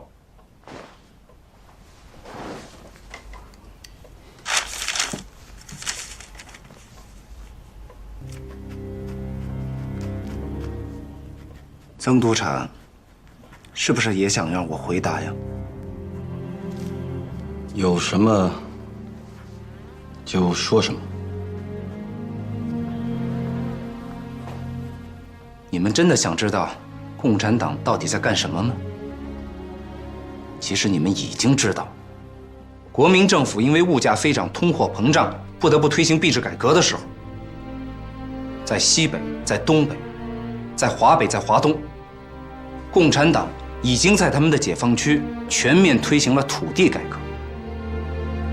1亿3千万的人民分到了土地，1亿3千万的人变成了共产党的坚决拥护者。共产党的正规军迅速扩充到了300万，民兵200万，1亿3千万人的土地全部都是他们的后援补给。说得好啊！我有个建议啊，在说到共产党的时候，请把他们改成我们。那就改成我们。平均地权，耕者有其田，是先总理创办同盟会时就提出的纲领。早年改组国民党，更是写进了党章。几十年过去了，在国统区，占中国面积2/3的农村，不到10%的人占据着90%的土地，3亿农民没有饭吃。城市的资产掌握在不到1%的人手里，上千万的居民竟然要靠美国的救济粮活着。去年1年，国军就已经锐减到了300万，竟然还是发不出军粮，民不聊生，人心尽失。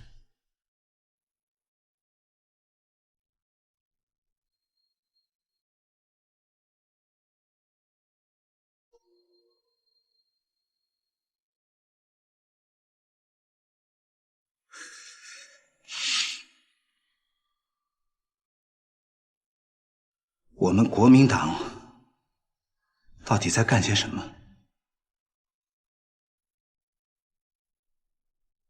到底在干些什么？说的太好。兄弟们，你刚才提到了共产党在解放区搞土地改革，还提到了这是先总理提出的平均地权，耕者有其田的治国纲领。我想问你，共产主义跟三民主义到底是不是一个主义？请你直接回答我。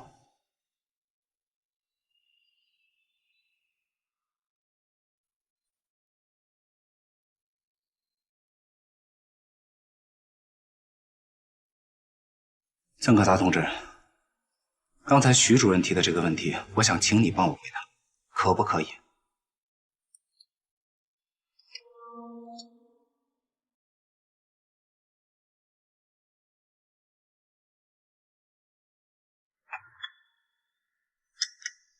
你的老家在赣南，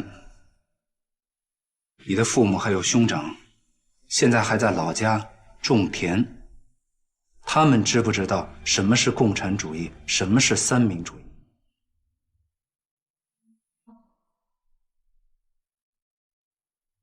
还是我直接回答吧。中国是世界最大的农业，4亿多农民，99%不识字，他们不知道，他们不懂得什么是共产主义，什么是三民主义，他们只懂得没有土地就没有饭吃，谁让他们生存，他们就跟谁走。先总理领导国民革命，深知国情，早就提出了平均地权的民生主张，这个主张被国民党抛弃了，却让共产党在解放区通过土地改革获得了民心。在党内，金国同志看到了这一点，在赣南实行土地改革，竟然受到了你们的攻击，中央党部甚至说他是苏俄的共产党。41年的党团之争，你们中央党部赢了，政学系赢了，孔宋的财团赢了。在农村依然是不到10%的人掌握着90%的土地，在城市依然是不到1%的人占据着90%的资产，少数人的利益被你们绑住了，国民党却被你们一步一步的推向失败，推向灭亡。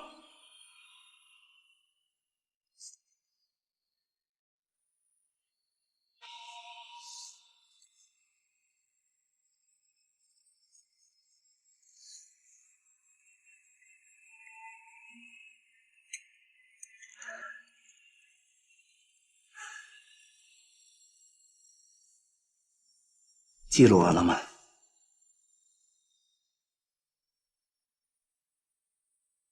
记录完了，你们可以把我的话上报了，可以说是国民党党员梁福生说的，也可以说是共产党党员梁敬伦说的，这都已经不重要，重要的是，请你们立刻释放方某。现在方步亭行长在何副校长家里边等待答复。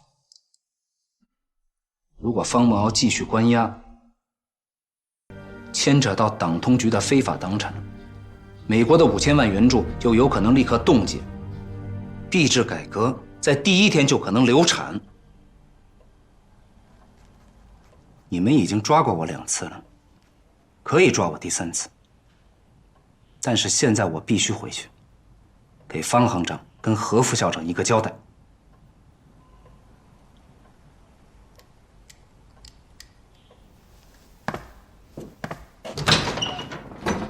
还有，请立刻接通何副校长家的电话。这种卑劣的手段，丢国民党的脸。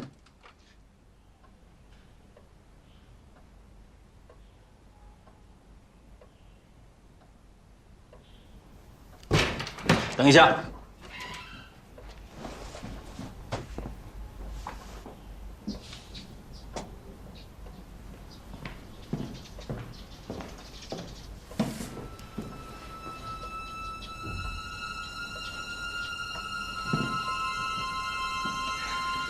是梁经纶同志吧？介绍一下，总统府4组陈芳主任，请陈主任指教。不敢，在我们党内，像经纶同志这样有见识的人可是不多呀。我呢，这次是奉命来执行一点公务，不期邂逅。请理解。我说了，请陈主任指教。我听说何副校长、方行长都在等候你的回复，这很好。有一件事情，请你告诉他们，请你跟他们解释清楚。中央党部和党通局在平津地区没有20%股份的党产。币制改革关系到国家的安危，只许成功，不许失败。美国5000万的资助，不会因为任何一个人、任何一件事情就被冻结。币制改革的第一天，也绝对不会流产。我说的事情，请你理解。币制改革的论据报告。是我帮忙起草的，我当然理解。理解就好，请你向何副校长和方行长好好的解释。我可以走了吗？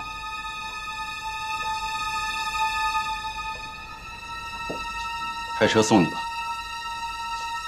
借辆自行车就行。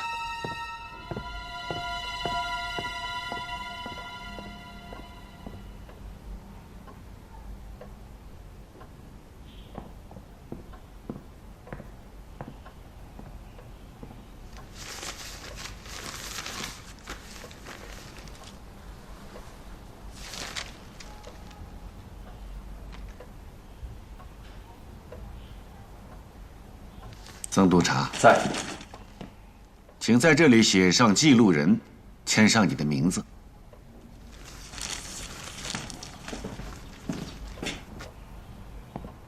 徐主任，请你也签个名字吧。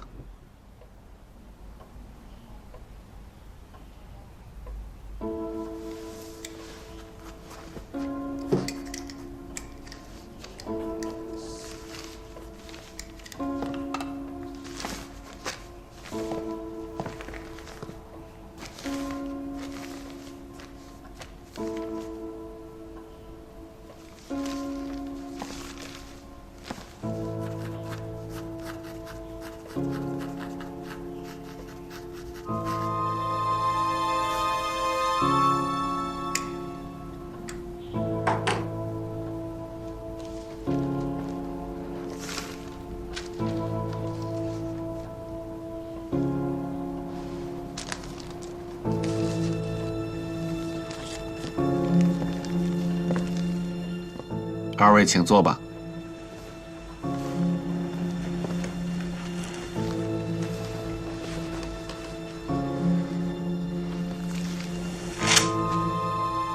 关于这个梁经纶，经国局长是怎么评价的呀？人才难得。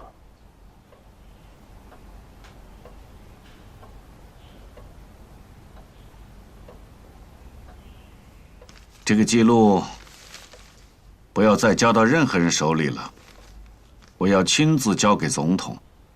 是。关于党通局20%的股份，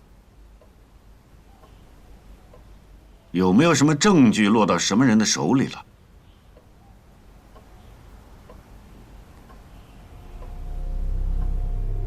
有什么说什么。党通局没有在什么所谓的20%股份里边拿过1分钱。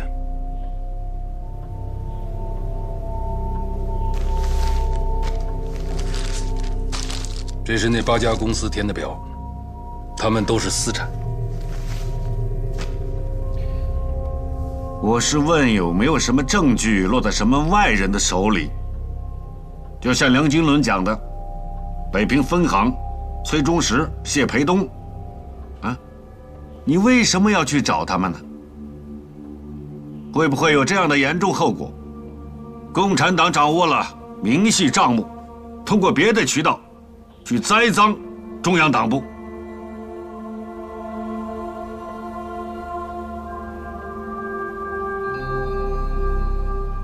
原来是有一份明细账目，原先是在崔中实那里，现在在谢培东那里。他们2个人都有可能是共产党。是有可能还是有证据？证据正在深入继续调查。那就抓紧时间调查。是。徐铁英，中央党部、党通局在平津8家企业没有任何的股份党产，现在谣诼四起，这个事情你要讲清楚。从即日起，解除你在北平及党通局的一切职务，回南京接受调查。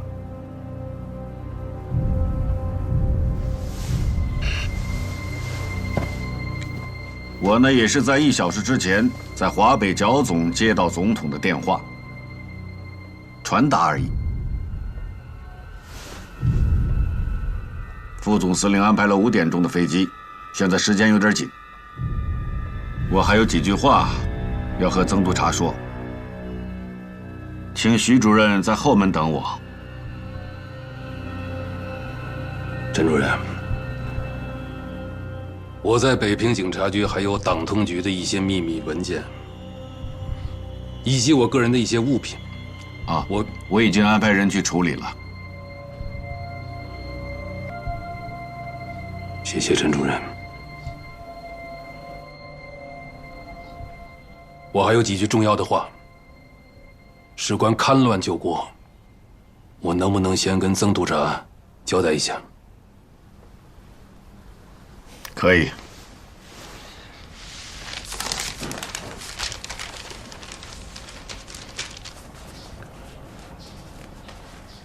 7月6号在南京特种刑事法庭，你对方某敖的怀疑是对的。